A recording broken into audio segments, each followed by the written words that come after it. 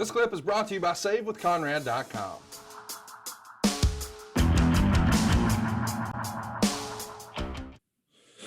Let's talk about what's next for you. Baton Rouge, Louisiana. Mike Sharp, who we've talked about before, gets a win over you here. 3 days later, you're working for Paul Boesch, Houston Wrestling. Dr. Death is the opponent here, and again, he's on the A side.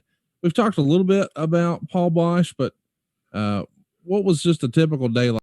There was no difference from our side because you would basically get there for a house show. An hour was required before the show started.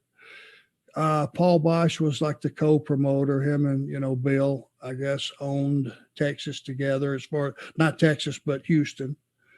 I never spoke to the man, to be honest with you, because I was way down the order. But the one thing that universally I've always heard about Paul Boesch was he was a good man and he was a good payoff guy, and he treated the talent fairly.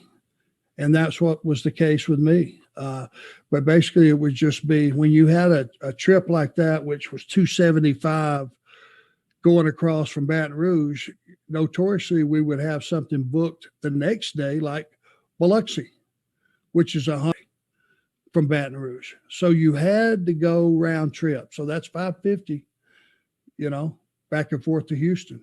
Sure.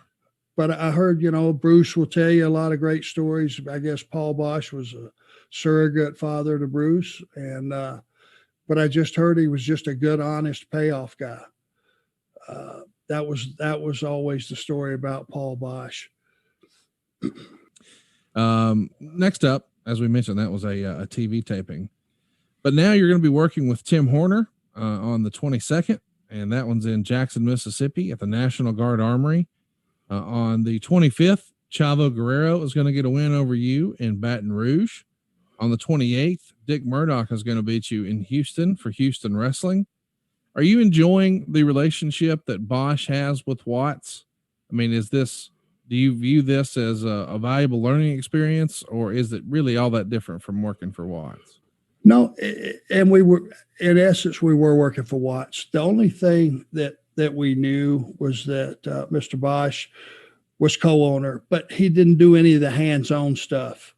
Now, if he dealt with like Tully and Gino when they would come in, that would be something different because they weren't working Watts territory. But when Watts crew showed up, we were working under his rules. Grizzly Smith was the boss. He ran the show. All the rules were Bill Watts rules. Just the one thing that after being there a couple of times that you could count on, if you were an underneath guy, now I figured up, I averaged about 500 a week there, which is not a lot of money. Yeah. When you're starting to pump out that gas and pay for car repairs and living expenses and all that. Thank God it was just me that I was looking after. But you could count on like a $250 to anywhere between there and $300 payoff in the first match. That made your week. No matter what else you made that week, you still had a pretty good jump on a decent week. And it meant you'd have a few bucks extra you could tuck away.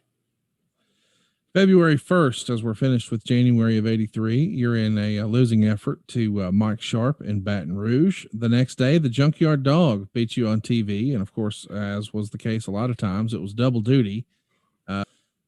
Wow. Same day, it's a TV taping. Art Cruz and Tim Horner are going to get a win over Marty Lundy and Tom Renesto Jr. A couple of the names I'm not super familiar with. Tom Renesto Jr., I believe, is from Memphis. Anything you can tell us about Tom Renesto? You know who his dad was?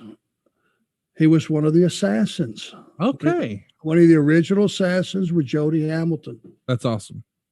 That's a trivia. I can't believe you didn't know that. I didn't know that. What about Art Cruz? Anything you can tell us about him? Just a really nice man. Art was, one of those guys that was pretty average in his look, pretty decent worker at that time. Now, Tom Renesto Jr. was a damn good worker. He wasn't under he wasn't doing the assassin thing or anything. He was just Tom Renesto Jr. But, they made a pretty good team to where we could go out and actually have a pretty decent little match. Why don't you think Ernesto Jr. is a name many of us are familiar with? If he walked in the room, he could have very well been a sixth grade school teacher. He could have been the Orkin man showing up at your door. He could have been bringing a pizza. Nothing about his look or demeanor or anything else screamed wrestler. He's just very normal.